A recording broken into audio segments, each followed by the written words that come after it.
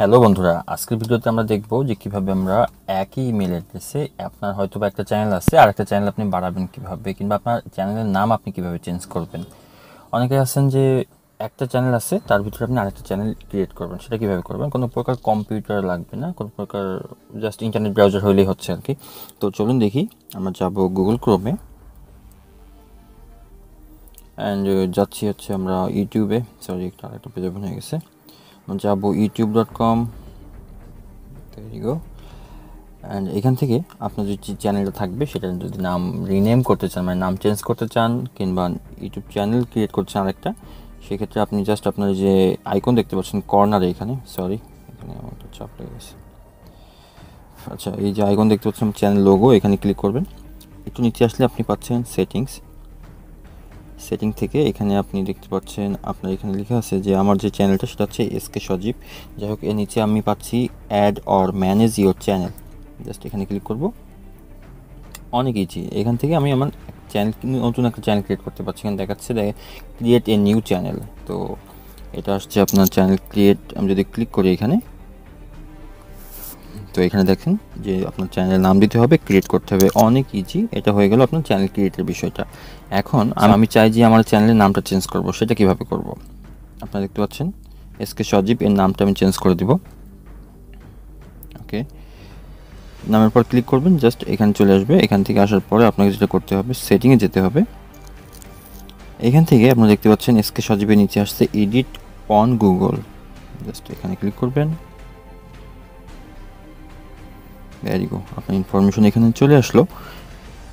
নেমে ক্লিক করবেন। একটু নিচে আসলে আপনি পাচ্ছেন ডিসপ্লে নেম অ্যাজ। তো ডিসপ্লে নেম অ্যাজ আপনার নাম যেটা দেখাবে সেটা হচ্ছে এই। সো এই ক্ষেত্রে আপনাকে যেটা করতে হবে, নিক নেমের এখানে যে পেন্সিল আইকন দেখছেন, এখানে ক্লিক করবেন। এখানে আমি নামটা চেঞ্জ করে দিচ্ছি। হ্যাঁ, ওকে, এসকে সজীব, GAMING। ওকে, আর আমি এটা পড়াতে করে দিই